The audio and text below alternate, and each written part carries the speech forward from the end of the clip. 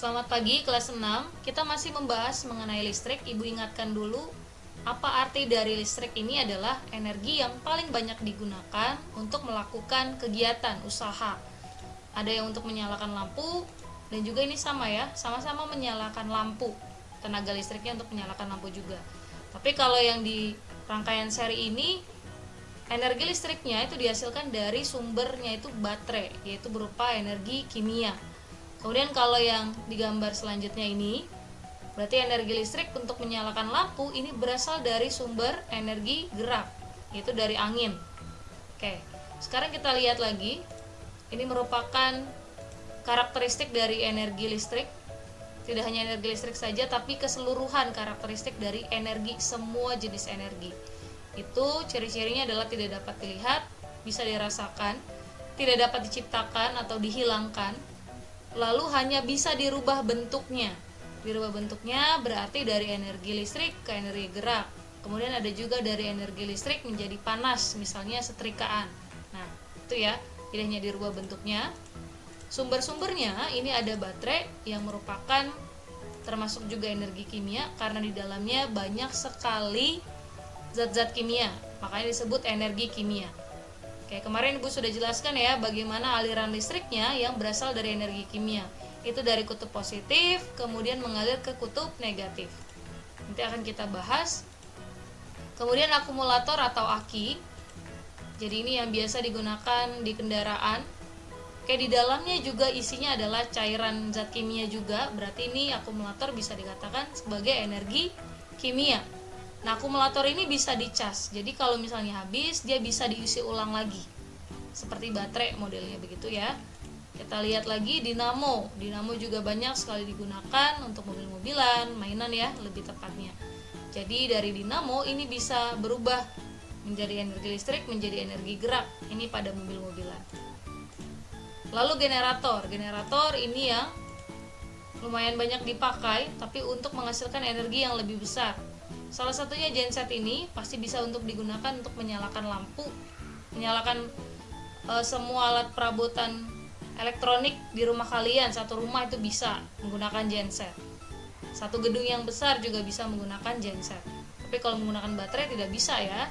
Atau menggunakan aki juga tidak bisa. Atau menggunakan seperti yang ini dinamo juga tidak bisa.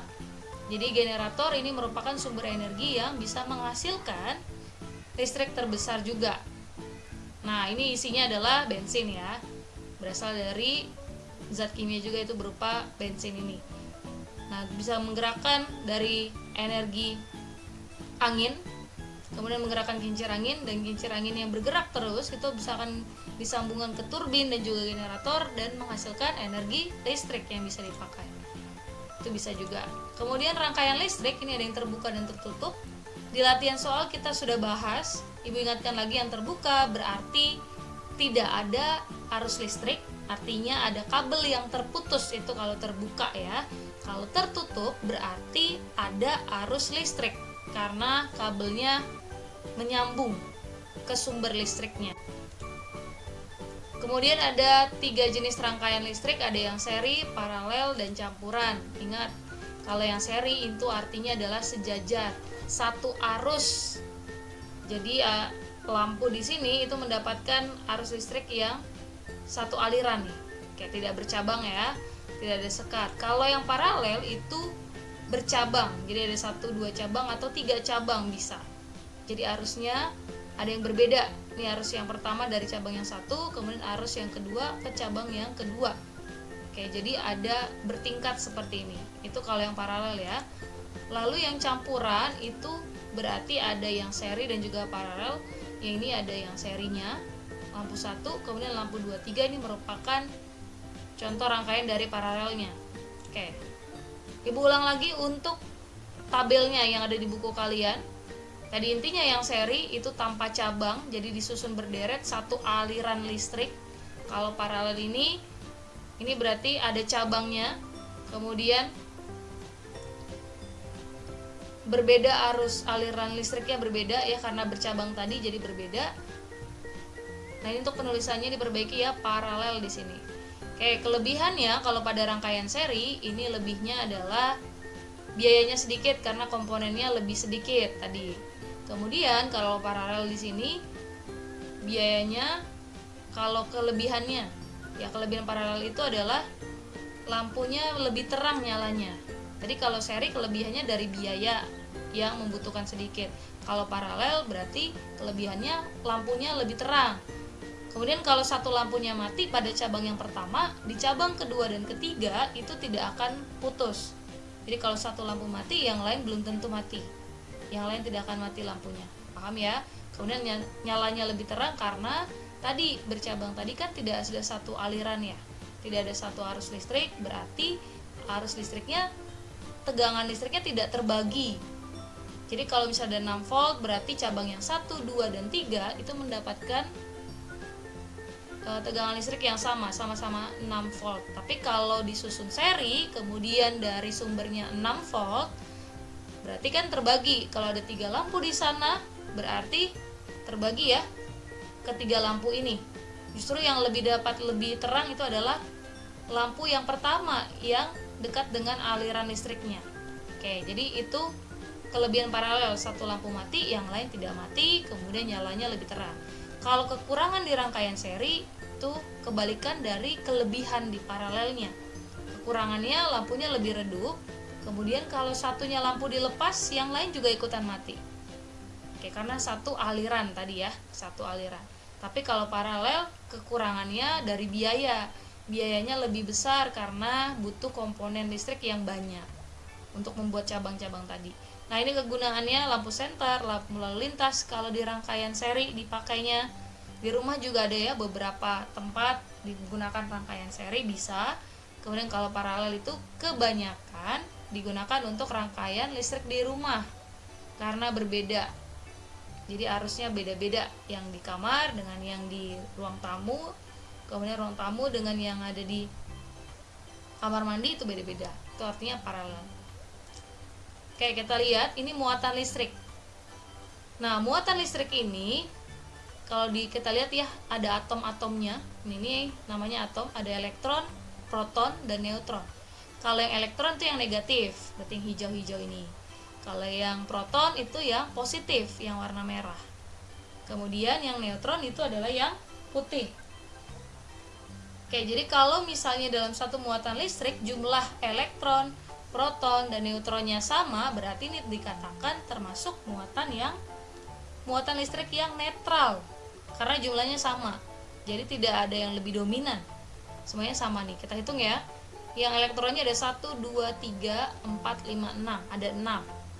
Protonnya ada 1, 2, 3, 4, 5, 6. 6 juga. Kemudian neutronnya, yang ada berapa nih? Neutron itu netral ya. Ada 1, 2, 3, 4, 5, 6. Jadi jumlahnya sama. Artinya berarti ini merupakan muatan listrik yang netral. Sekarang kita lihat, kalau misalnya satu atom elektron ini berpindah, kira-kira apa yang terjadi? Oke, ini tadi yang netral, jumlahnya sama.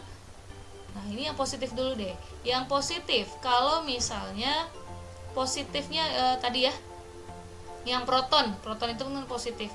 Kalau ketambahan satu proton, jadi ketambahan satu proton nih bertambah. Nah, di sini muatan protonnya lebih banyak. Nah, 1 ada 2, kemudian negatifnya cuma 1. Tapi di sini ada neutronnya 2. Walaupun ada neutronnya 2 sama dengan jumlah protonnya, tapi tetap dilihat lebih banyak yang positif proton atau elektron yang negatif ini. Di sini lebih banyak yang protonnya ada 2 ya. Kemudian elektronnya cuma 1, berarti ini bisa dikatakan adalah muatan listrik yang positif. Oke, muatan listrik positif nih di sini. Karena protonnya lebih banyak.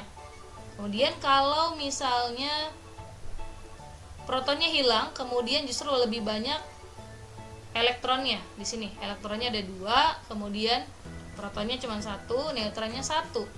Berarti yang lebih dominan adalah elektron. Artinya ini merupakan muatan listrik yang negatif. Nah, pada proses perpindahan listrik juga berkaitan dengan perpindahan proton dan elektron ini, kutub positif dan negatif ini. Nanti kita lihat ya seperti apa. Nah, kemudian kalau untuk muatan listrik, jadi suatu benda itu bisa diberikan muatan listrik melalui 3 cara ya. Ada yang dengan cara digosok, ada yang dengan cara sentuhan, atau induksi. Nah, kita lihat salah satunya. Ini merupakan listrik statis. Jadi listrik statis ini, adanya listrik, ada muatan listrik itu bukan karena adanya sumbernya atau ada arus listriknya.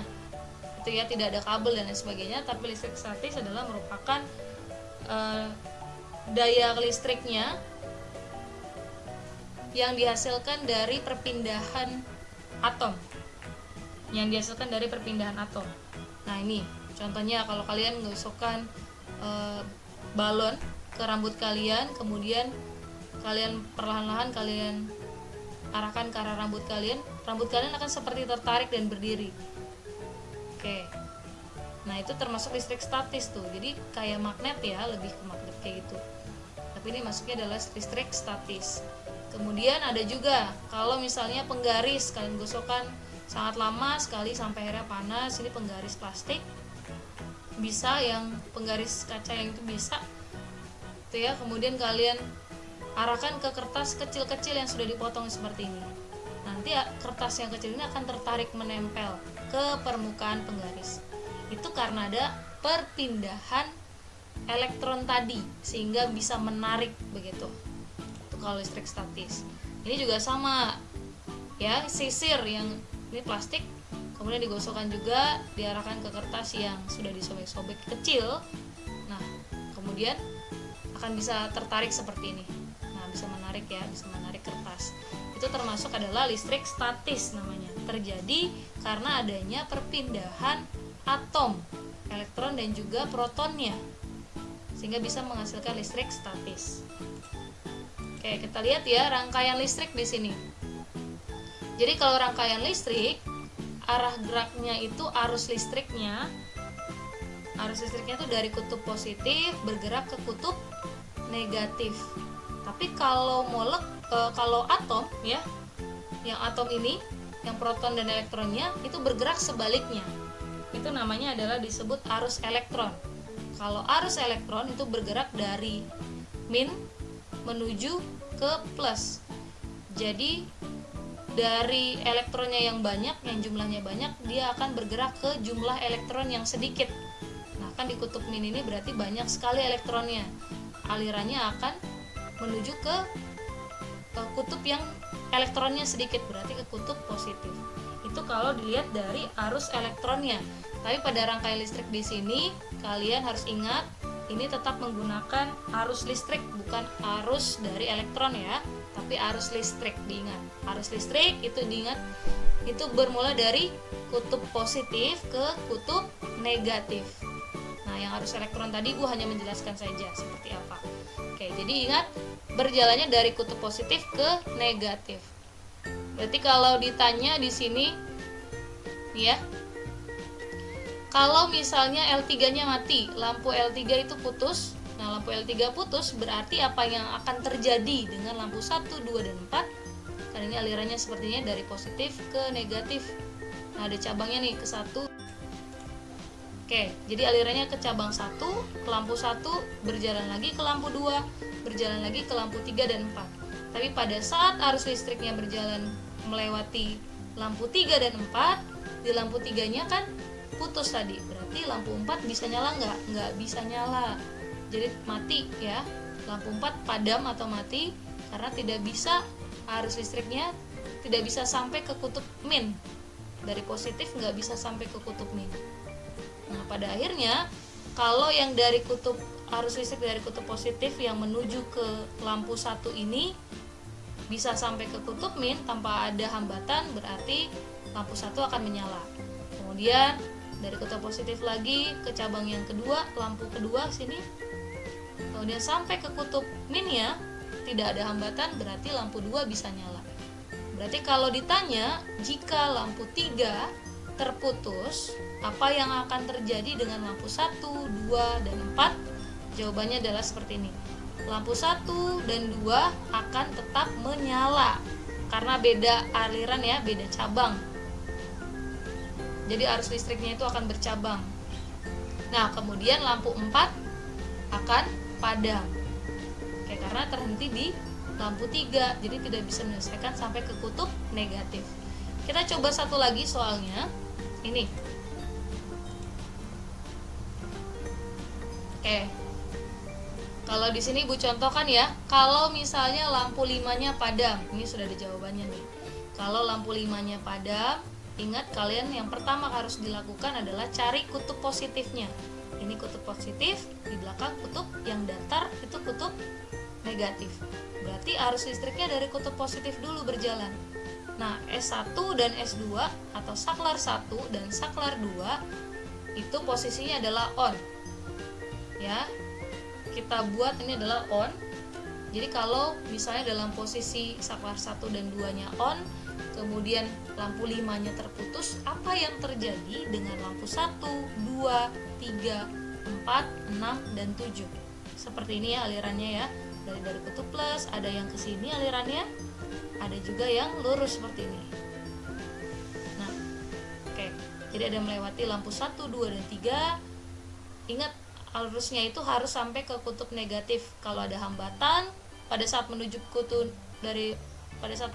negatifnya, dari positif ke negatif, berarti tidak akan menyala. Oke, lewatin lampu 1, 2, 3, kemudian ada yang sini ya, ada yang arusnya lewatin lampu 4, ada yang arusnya juga melewati lampu 6, 7. Jalannya begitu ya, jadi bercabang.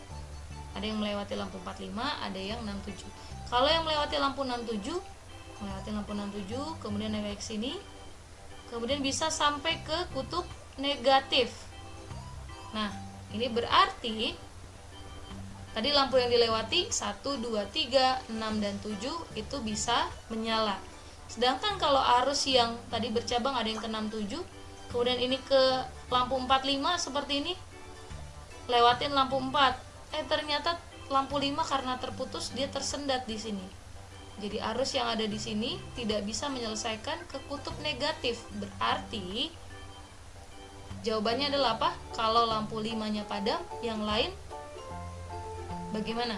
Lampu 1, 2, 3, 6, 7 itu akan menyala dan lampu 4-nya akan padam. Nah, karena tadi arus yang melewati lampu 4 tersendat di sini ya di lampu 5, jadi tidak bisa menyelesaikan sampai kutub min. Oke, kita akan latihan mengenai rangkaian listrik ini dan diskusi juga ya, apa yang masih kalian bingung kalian tanyakan di sesi kedua. Oke, terima kasih.